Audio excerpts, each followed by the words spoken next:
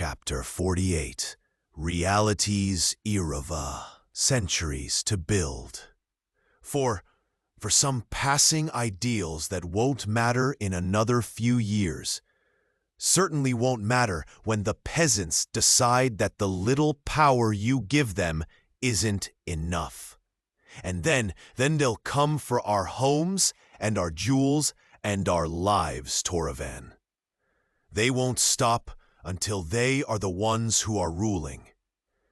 I study her, my mother, her flashing gray-green eyes, exacting royal blue gown with its lace sleeves, blood-red lipstick applied with the precision of a straight edge. I read my father's journals, I say. He believed that if we didn't give more power to the people, then this same fate would happen, that they would decide to take it for themselves. Much more likely to happen than if we made things fairer now. It's already happened in Kiers. You don't know what you're saying. You've hardly been a king for 4 months. Because of you, mother, I roar. I'm only a king because of you. Then I shudder a breath. I find my thread of reasoning again, resume it. It's what I have. It's already happened in Kiers, 2 kingdoms over, and I agree with my father, both because it's right and because it's necessary to save the kingdom for the years ahead. But that doesn't change the fact that you murdered him, and you were trying to murder me, weren't you? No, she says, hands up in protest. No, I would not kill my own son. And is it convincing? No. Not when Nikolai demonstrated his magics to become a court mage, mother. And his magics would have gone out of control. Not when he called. I assume he called the storm. Not just now, when he tried to rip my will away from me. Mother, would you have had me be a puppet to that man on my own throne? And when did she decide that I wasn't going to fit into whatever plans she had? Elsira, from the doorway, says, "You were encouraging me to spend time with Nikolai." Why, mother? If you knew him capable of this? Still calm. So calm.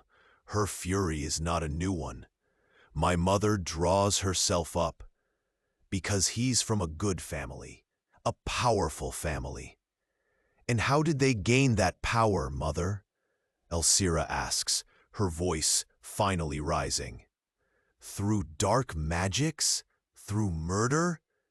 He could keep you safe, daughter, and this kingdom safe. My stomach sinks, and I'm starting to understand. I know my mother well enough to know this would make sense to her. She didn't want me to marry Irava, not because she was against that marriage, but because she already had plans in place. She wanted a puppet, not a son. And I wasn't behaving accordingly. And she'd already killed, and I was following her tracks. Poorly, but I was. Did he intend to kill me at his mage's demonstration? I ask. My mother scoffs. The boy is brilliant at what he does, but he can hardly use his own magic at court. Gods. Incompetence. That had still just been incompetence. I would never hurt you, Toravan, my mother says again, with enough vehemence that I do actually believe her. Believe that she at least believes what she did was for my benefit. She hadn't wanted to kill me, just control me. But if her path to that control was through Nikolai, he would have had to be near me, always. As a court mage at first, and then, he'd have to be in the family. You would have married Elsira to Nikolai, I say quietly, which he might, eventually, have controlled me enough to make happen. Or I saw him angling for my eye, too. Was that a last-minute part of the plan? When you saw I was favoring Caleb, did you think I have a taste in weavers? She doesn't even twitch. Either way, I say, even quieter, Nikolai would have slowly controlled me more and more, wouldn't he? And then you'd have your puppet, either way. I was correcting an error, my mother sees. You weren't taught correctly how to be a king. Your father did not know. Do not speak about my father. She snaps her mouth shut, but she isn't any less defiant. I lock my hands behind my back, on the verge of trembling.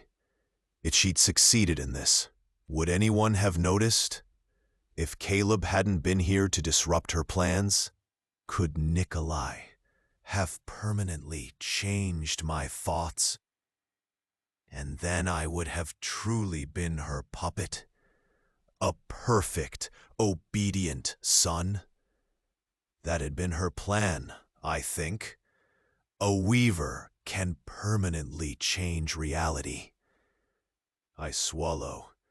I don't know my mother. I don't know her at all. I look past her to Valterre, who signals the guards waiting in the other room. Elsira steps aside, without a word. I expect there to be tears, but no. Why should I expect that? My sister has always weathered the storms like a mountain. Her fury now has deadened into something else. Elsira stares at our mother with naked, unabashed hatred, and I chill. Because I knew she didn't always get along with our mother, but I hadn't seen this. I've been trying to protect her, and all along, her enemy was right here. I have supporters, my mother says, as my guards step into the room.